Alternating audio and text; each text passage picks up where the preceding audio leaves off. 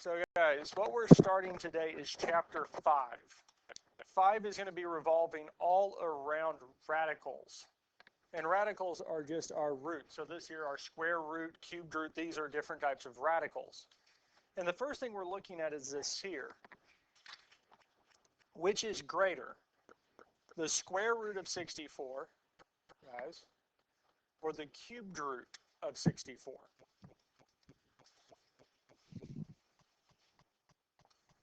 Now we look at this here, the square root of 64. We're looking for a number when multiplied by itself gives us 64, and it would be 8. Now the cubed root of 64, we're looking for a number multiplied by itself 3 times. And the number multiplied by itself 3 times that would give us 64 is 4. So the square root of 64 is actually bigger than the cubed root. And it works out that the bigger the root, the index here, the number inside that little v is called the index, really the smaller the number is going to end up being. Because we're having to see what number times itself here 3 times. If we're looking for the 4th root, we're looking for what number times itself 4 times would give us that number. So we end up getting smaller and smaller because we're multiplying that number by itself more and more times.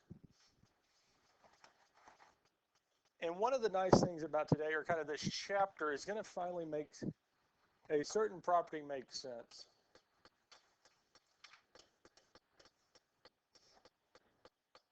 And it's kind of this one here, the square root of x squared. Well, what is the square root of x squared? X, right? Because up to this point, when we've covered this, they're like, okay, well, since the square root and square have the same number, they cross out, and that's about all we've said, yes? What we're covering here actually makes this make sense. Because this here is the big key to it. A to the n, the nth root of a is the same as a to the 1 over n. Or in a more general sense, the nth root of a to the x is equal to a, the index, whatever root we have, goes into the bottom of the fractional exponent. The power that's connected with a goes to the top. So the nth root of a to the x is equal to a to the x over n.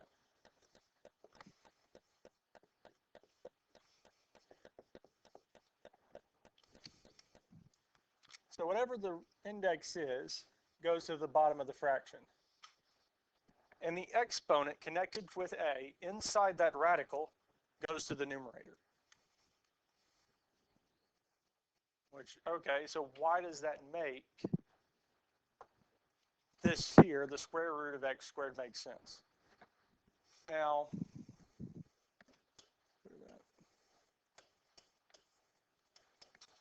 the number inside this here is understood to be 2. Because if we don't write a number inside there for the index, it's understood to be 2. Now using this here, this property we see here, if I write this as a fractional exponent, the index goes to the bottom of the fraction. And the power goes to the top.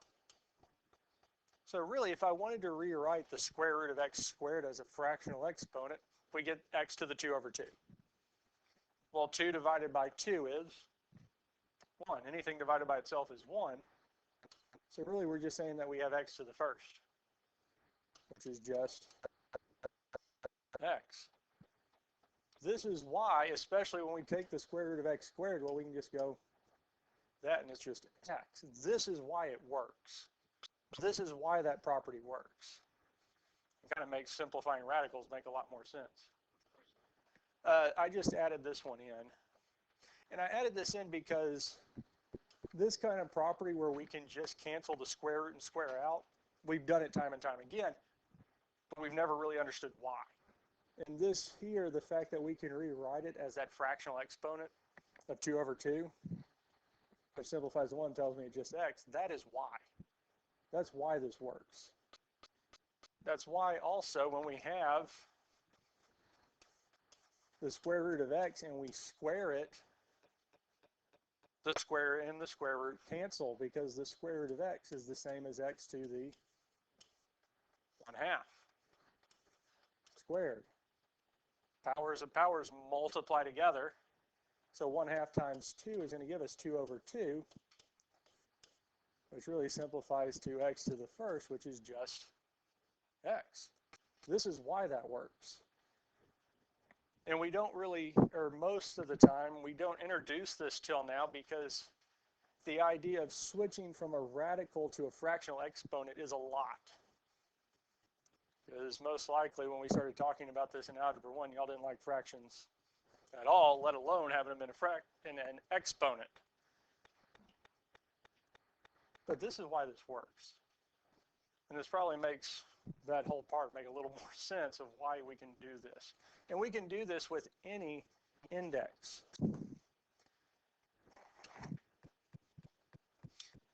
So these first three here, we're really not doing a whole lot with them, besides reiterating the point that these are the same, that the square root of 9 and 9 to the 1/2 are the exact same. Now looking at, so a square root of 9, we know it's 3. It's kind of been drilled into our head for years that the square root of 9 is 3. Because 3 times 3 is 9, so the square root of 9 is 3. Now 9 to the 1/2, we can grab a calculator and see what that is. So we can say 9 to the, and we can do 1/2. Now, one of the ways that we can do a half is alpha y equals enter 1 over 2. And if we type it in and hit enter, we get 3. 9 to the 1/2 is still the same as square root of x. So I can say 9, our exponent key, the little caret, and we can say 1 divided by 3. Not 1 divided by 3. 9 to the 1 divided by 2 would give us 3. Because 1/2, 1 over 2, and alpha y equals is the same as 1 divided by 2, yes? What's 1/2 as a decimal? 0.5. So I can say 9 to the 0.5, and we still get 3. It's the exact same thing. Or we can type in second square root of 9 and still get 3.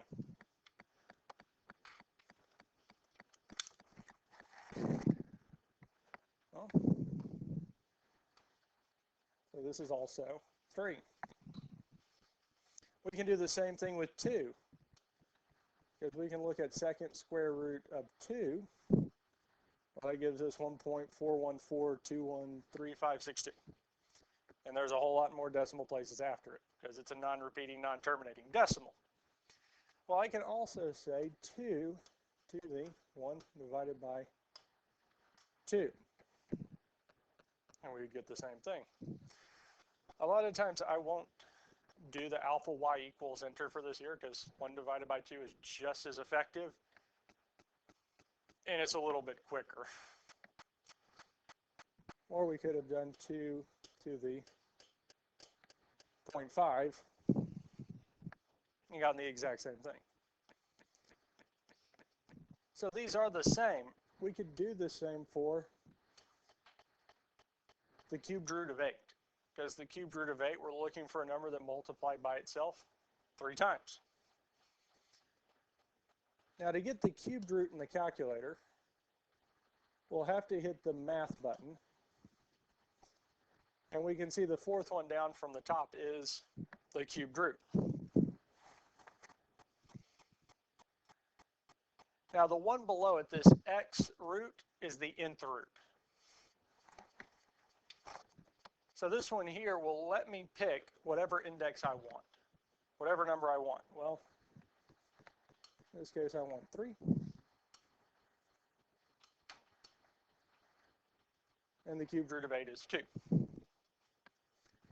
Well, we could have done, if we do 2 to the 1 divided by 3, well, we want 8, not 2. We get 2. 8 to the 1/3 is 2. Could we also do it as a decimal? Because what is 1/3 as a decimal? And divided by 3, 0.3 repeated. So we have a whole bunch of 3's. We could try to do it, but we would have to type in 3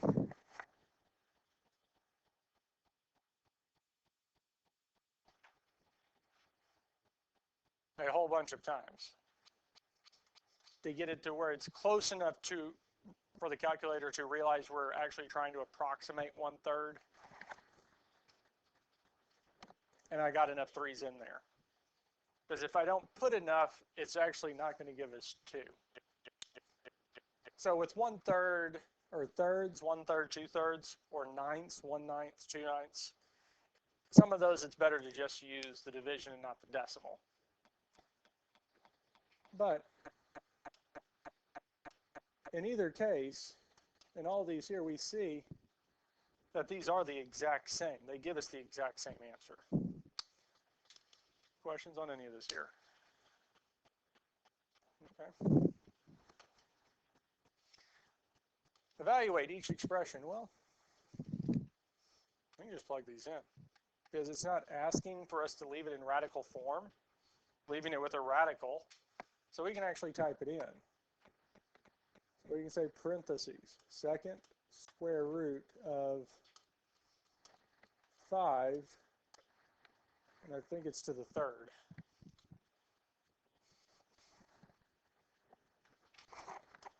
And hit enter. And we get 11.1803399. A non-repeating, non-terminating decimal. We'll round it to 2 decimal places.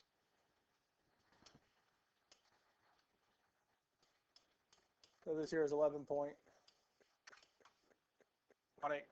or 2. Yeah, if we go 1 decimal point, it would be 11.2. That's all we would need to do. If we wanted to use our properties and rewrite this as a fractional exponent, we would have the 5. Now the exponent with the 5, do we actually have one inside the radical? Well, no. There's not an exponent in here with the 5, so the numerator would be 1. And the index is 2. Because if they don't write the index, the number in that little v, it's understood to be 2. So we have 5 to the 1/2. Now powers of powers multiply, so 1/2 times 3 would be 3/2. So really the square root of 5 cubed is the same as 5 to the 3/2. If we type this in, 5 to the 3 divided by 2, we get the exact same thing. And sometimes having it in this fractional way is easier to work with.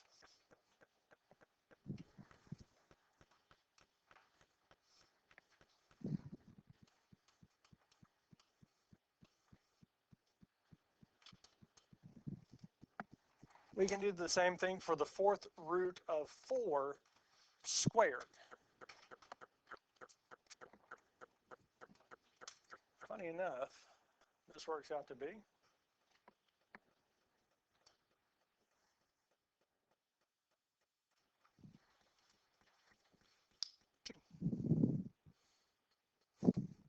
actually works out just to be 2. If we type it in the calculator, it will give us 2.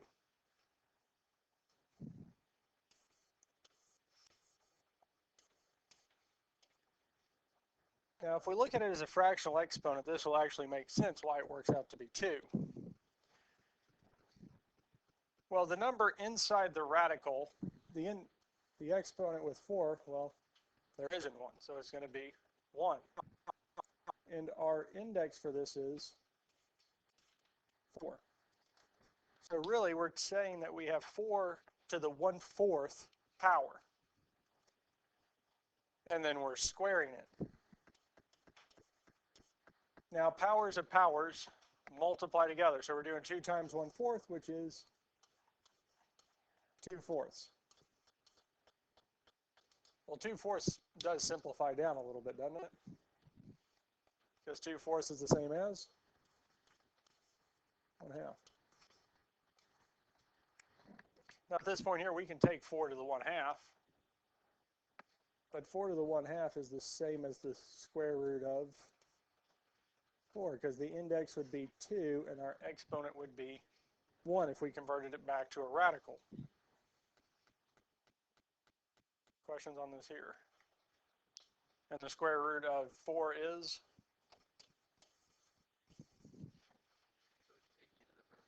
Yeah, because I mean, the answer is 2 or the answer is 2.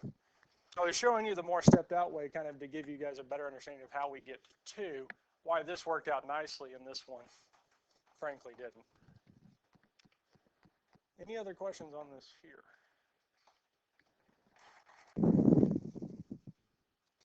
We'll look at 2 more of these here. So here we have the cubed root of 9 squared. We can come into the calculator and go math and down to the cubed root of 9. And we are squaring it. If we do this here, we get 4.3267 going on, and if we round to the second decimal, we would get 4.33.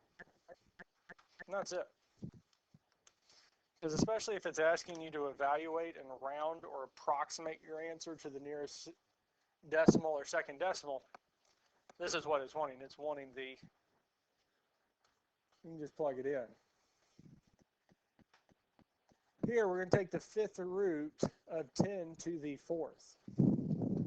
Just have to plug it in. We can plug this into the calculator and it would give us our answer. The yellow calculators will actually do these also. And if we plug this into the calculator, what do we get? 6.31. And that's it. Questions on this here? We ready for the next part? Okay. Let's look at these 2 here. Well, if we want to evaluate, and most likely we're going to be rounding, we can just do what? Plug it in. So we can say 8 to the 2 divided by 3. And 8 to the 2/3 is 4. Oh, wrong spot.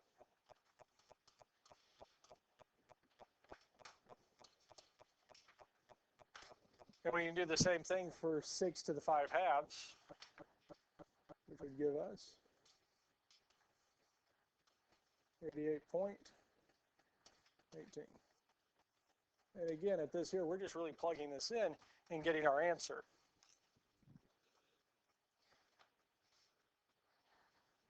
Let's use a highlighter this time.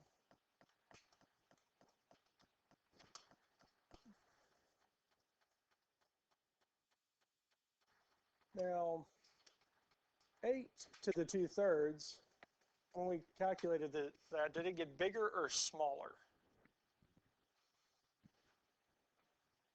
Well, we got smaller, didn't it? Because we went from 8 to 4.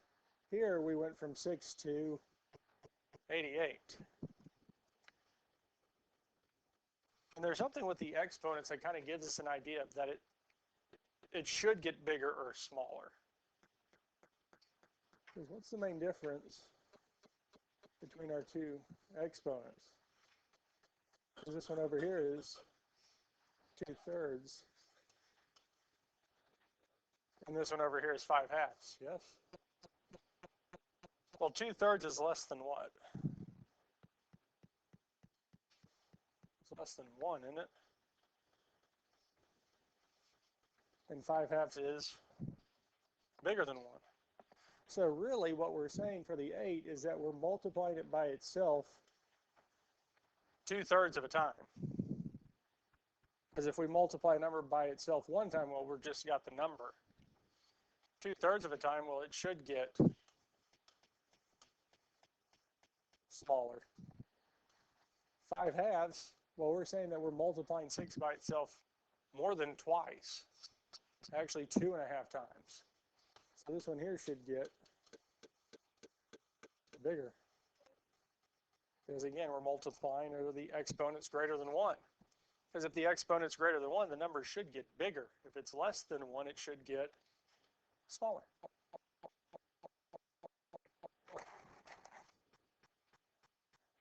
And these here are the exact same. So we'll skip those two and look at these two here.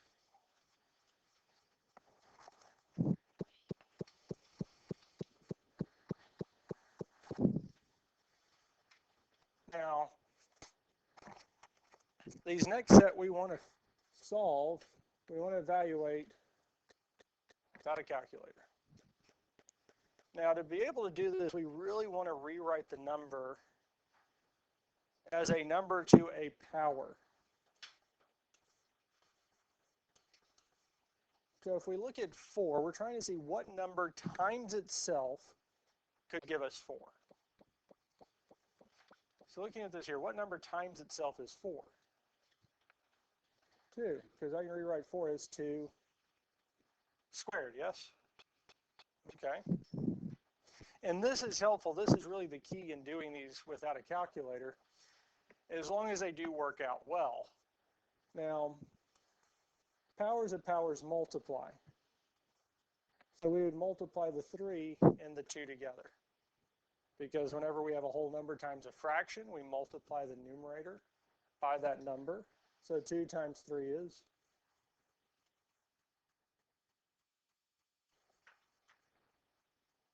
Well, we can simplify 6/2, yes?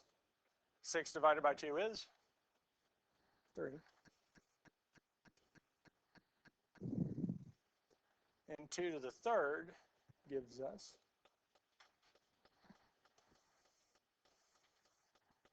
8.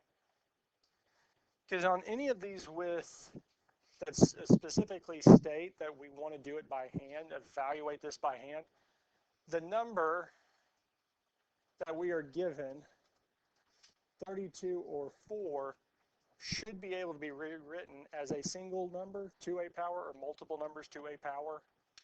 Most likely a single number to a power, so that it'll simplify.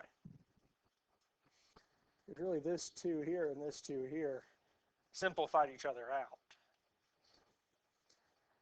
So, in the same thought process, it would be nice if we could rewrite 32 as a number to a power.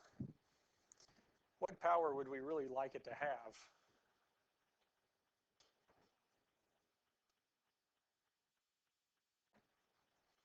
5.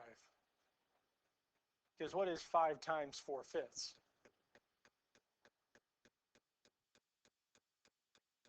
Because 5 times 4/5, we would multiply the 5 and 4, yes?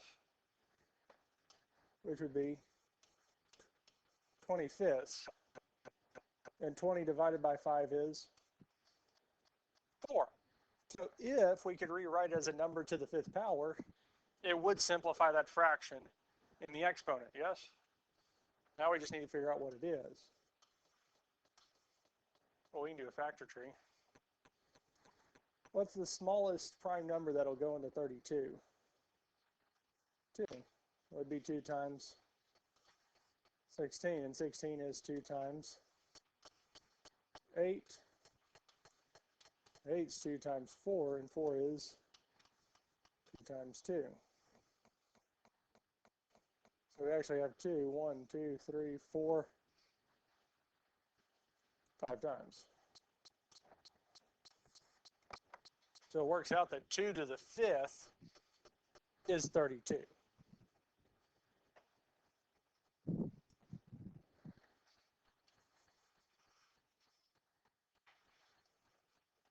So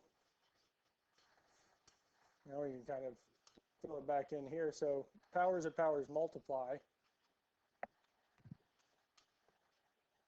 5 times 4 is our 20, which gives us 25ths. And as we saw already, 20 over 5 would reduce to 4, and 2 to the 4th is 16.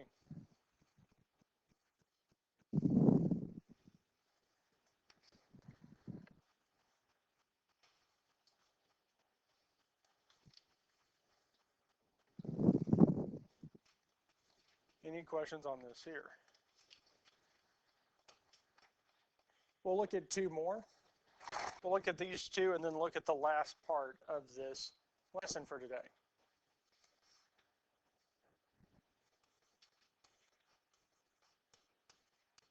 So here we have 625 to the 3/4.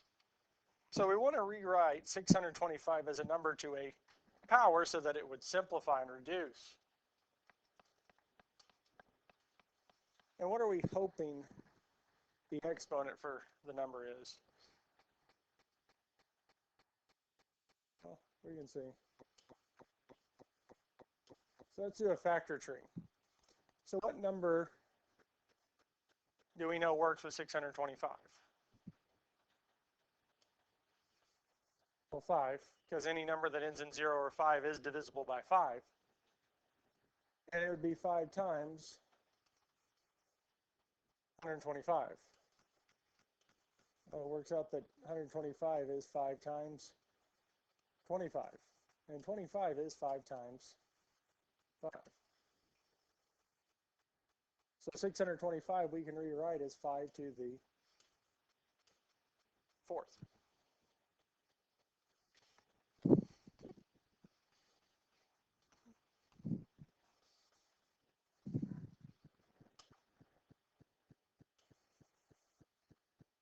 Now to simplify this here, our powers of powers multiply together.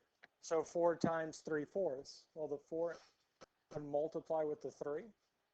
4 times 3 is 12 divided by 4.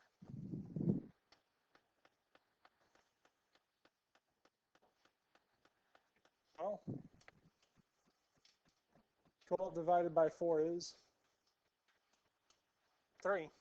So now we just need to figure out what 5 cubed is.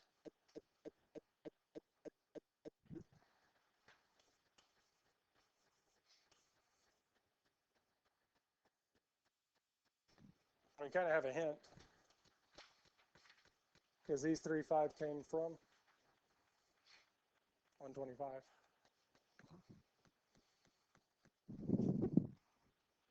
Yes, sir. Mm-hmm. Now we got 4? Yeah. Really, yes. It'd be nice. Because if we can get those to match up, then they will cancel out. That's really what our goal is. Because finding 5 to the 3rd is a little bit easier than trying to find 3/4 or that 1/4 of 625. Because if we can find that, then it makes it a lot easier to work with.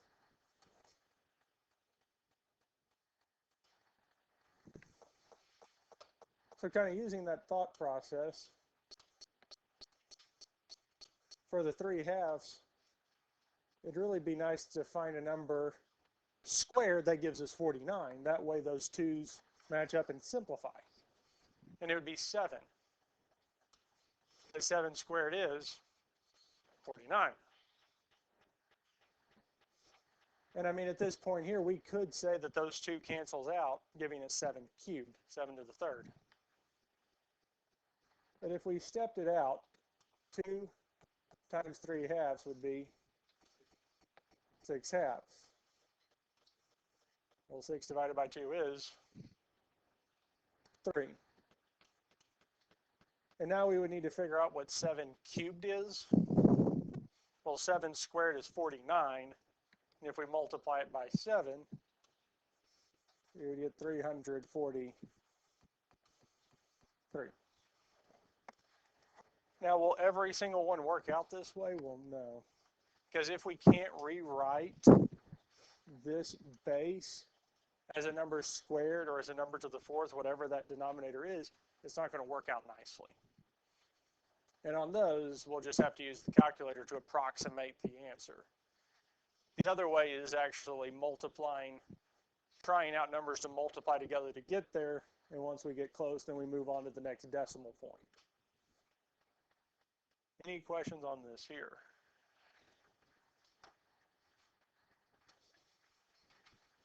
This here is the last part. This here is the last part of this. Now, the different roots that we can have are going to be divided into 2 categories, even or odd. One of the even roots, even integer roots that we're used to is a square root, because the index is a 2, and it's 2. Now, this here, when we have an even root, we do have 3 different cases. The first is a is less than 0. So the square root of -4. Well, we've gone over this last semester because we said that a negative inside of here would come out as I, and then we can take the square root of 4. But here we're looking for it to be real. Well, the square root of -4 does not give us a real root, so we actually don't have any real root. If it's an even integer and the number inside the radical is negative, we have no real roots. If it's equal to 0, so we took the 4th root of 0. 0. No matter how many times we multiply 0 by itself, we still come back to 0. And the other case that we have is if a is greater than 0, we have 2 real roots. It's going to be plus or minus whatever that root is. So if it's even and positive, even root and positive, we have to add the plus or minus. Now the other root case that we have is odd roots. So cube roots, 5th roots, 7th roots, 9th roots. If the number in that little v is odd, it's an odd root. And if the number inside of it is negative, we have 1 real root. If the number inside that radical is 0, we have 1 real root. And if the number is positive, we have 1 real root. So if it's an odd root, we will always have 1. If it's even, we could have none, 1, or 2. So the one that's really kind of tricky is the even roots. The odd roots, we got 1 no matter what it is. We ready for the first example problem with these? Okay. So again, for any of these here, we're working with the nth root of a. Find the indicated roots of a, okay?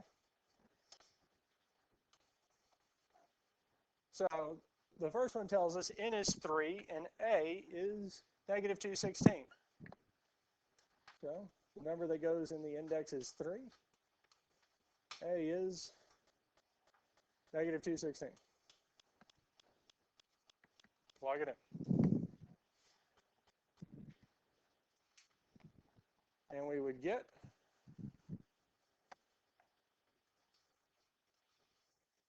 -6. Now, is the root even or odd? Well, the root for this here is what? 3, isn't it? So it is odd. 3 is an odd number, so we should have 1 real root. And it's -6.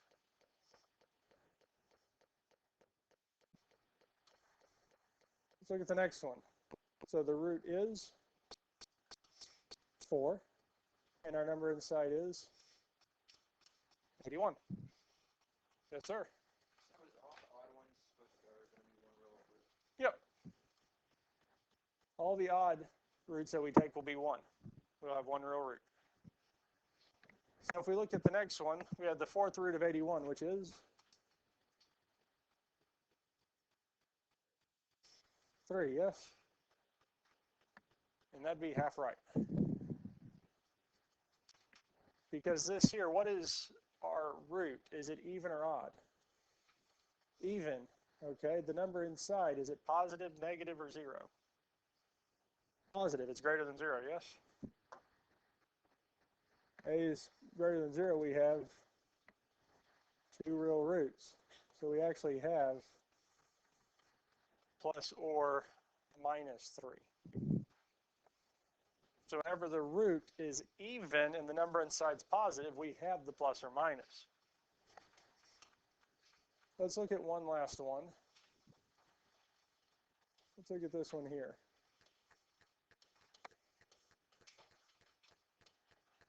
So here the root is 2. We didn't actually have to write it because the square root is understood to have a 2.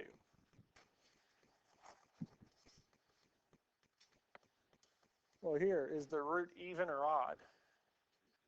It's even, yes? And the number inside is negative, yes? So this here has no real root or roots. No real roots because we can't take the even root of a negative number and have real roots. It would come out to be plus or minus 7i, but those are not real. Your homework is on page 245, 5 through 16. That is posted on Google Classroom also. Also, you need to get all the assignments from chapter 7 in by the end of the day Friday. Yes, that is fine.